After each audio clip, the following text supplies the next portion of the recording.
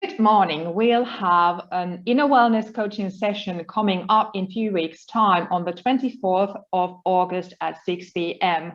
And today I feel honored and privileged to introduce our amazing coach for that day, Suhail Mirza. Thank you for joining me this morning. It's my pleasure, as always, to share time with you, Teija. Thank you. Feeling is mutual. Hey, could you please tell us a bit more about how you come up with the idea of inner wellness coaching and about your experience and time in recruitment and healthcare? A pleasure. My career started quite a long time ago in law. I was a lawyer, and then I went into business. Healthcare and recruitment have been the two main sectors that I've worked in over the last 20 years. In the UK.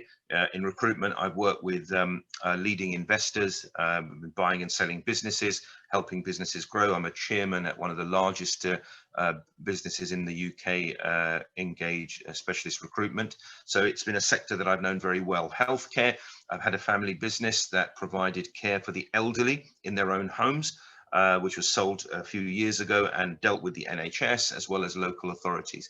My inner wellness journey really began 10 years ago, and I now provide that coaching across the NHS as well as the private sector. And it's a privilege to be invited to come along on the 24th with you. I know the work that Medikumppani do, and I know that you're part, of course, of Empresario Group, which is a business I've long respected and have known for many, many years here in the UK. It's been a privilege and enjoyable, but it's been an extraordinary 18 months, as you know, for all of us. And I was going to ask you in return, if I may, Teija, how it's been for you and Medikumppani and obviously the sector that you serve in Finland over the last extraordinary 18 months. Well, past 18 months or the last year has most certainly been quite challenging, yes. For the first time for many, we have been in a situation which has required a total new skill set that we aren't that used to. For instance, uncertainty and the growing need for resilience have influenced mental health for many people lately. I believe, though, that the well-being of people was challenged already pre-pandemic due to today's work pace and growing demands, but also the constant interruptions that we face or experience during the day. But due to pandemic, the situation has gone even worse. So now more than ever, taking care of our own inner wellness has become the key to our own well-being. But Suhail, when you think about the last year or the past year and the new normal, what comes to your mind and what can you tell about your last year? Well, like you, it's been extraordinary. I agree completely. The challenges of mental health and balancing life and wellness were there for many years prior to the pandemic, but they've been absolutely brought into the spotlight. So the last 18 months, I've been extraordinarily busy in all my business advisory roles.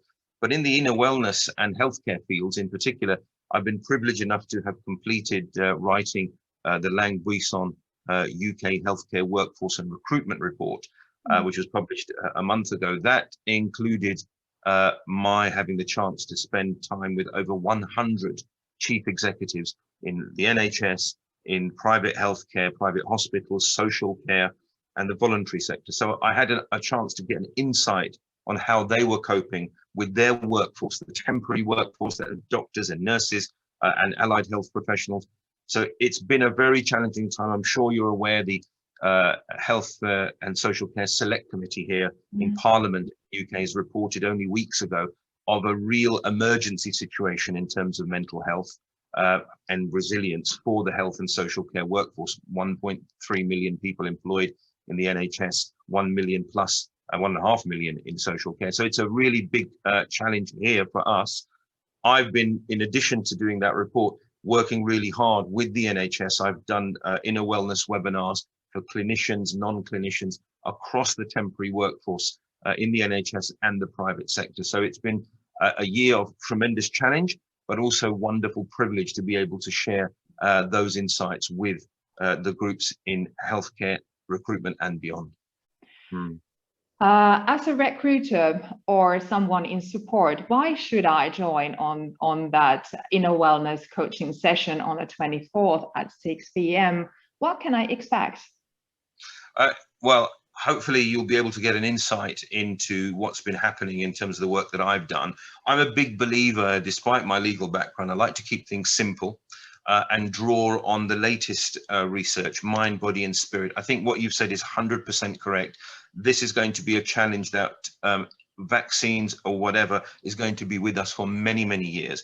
So what I teach in the inner wellness webinars, based on my own experience and the work I've done with individuals and groups, are simple steps that people can take every day in order to reduce the emotions that they don't want to experience, anxiety, worry, stress, and enhance the emotions of self-love and acceptance and flourishing that we all want to have more of. So the webinar will share a little bit about my own journey of the last 10 years in inner wellness, share some of the insights I've managed to gain from these hundreds of hours with hundreds of leaders across healthcare in the UK, and some simple steps that people can take straight away to add value and really reconnect with who they are, which is what you're, I know, very passionate about. So I'm extraordinarily privileged in order to be able to share time with you and your colleagues and the people that you help to work within the Finnish healthcare system.